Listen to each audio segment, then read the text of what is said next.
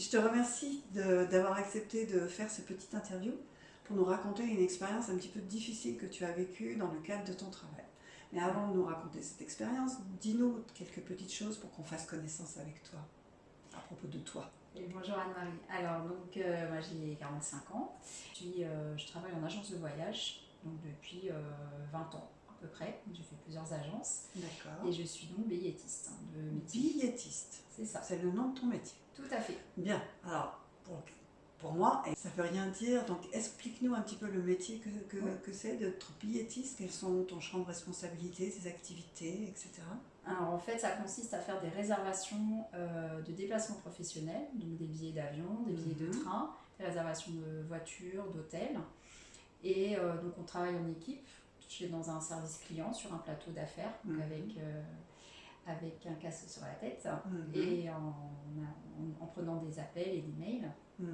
Donc c'est un métier très technique, justement sur la tarification aérienne, qui est assez intéressante et importante, et bien sûr relationnelle, puisqu'on a le client au téléphone.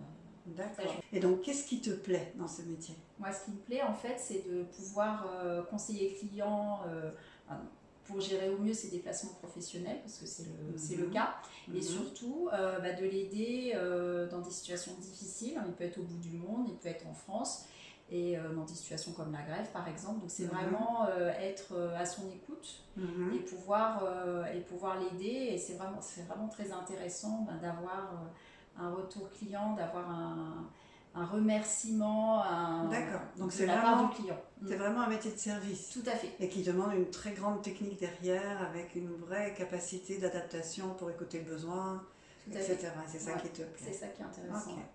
Bien, alors maintenant, venons-en à la situation difficile que tu as connue. Est-ce que tu peux nous la brosser rapidement pour nous dire qu'est-ce qui s'était passé? Oui, alors en fait, j'ai travaillé il y a quelques années de ça dans une autre agence de voyage où je suis actuellement.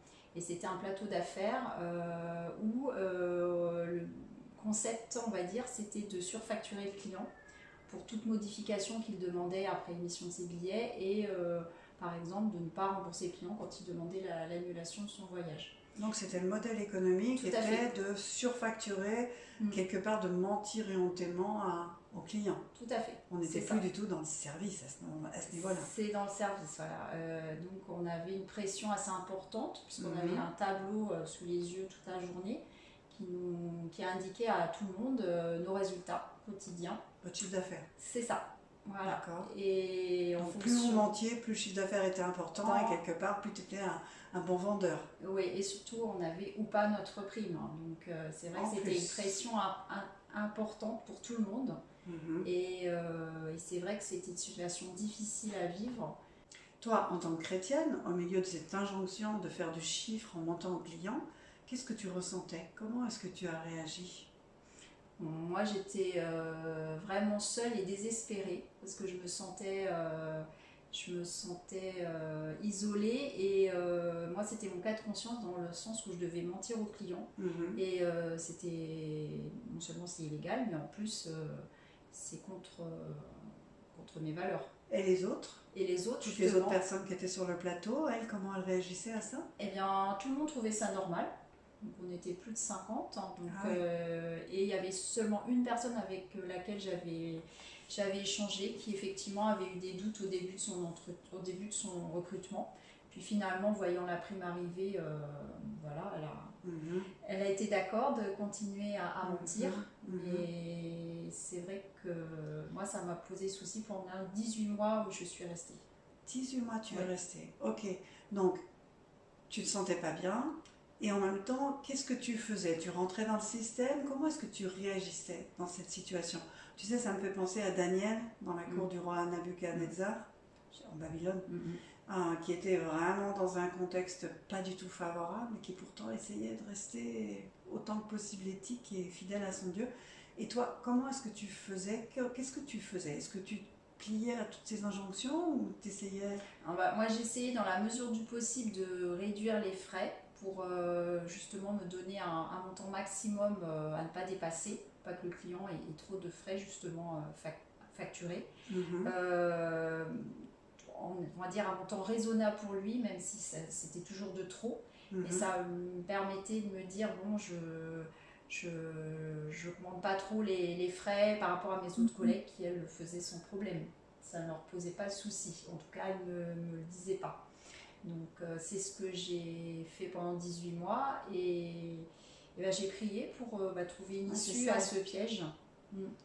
C'était ma question d'après. Où était le Seigneur dans tout ça? Je lui ai demandé un signe, je lui ai demandé presque un miracle pour qu'il m'aide à sortir, parce que c'était pour moi difficile de démissionner.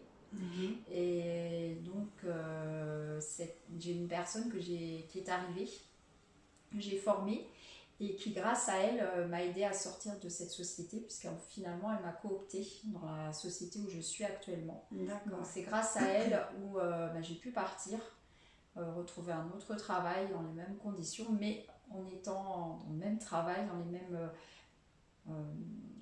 mêmes compétences exactement, voilà, d'agence de voyage, et faire la même chose, mais de façon légale, dans un cadre légal, tout à fait sain et éthique, tout à fait.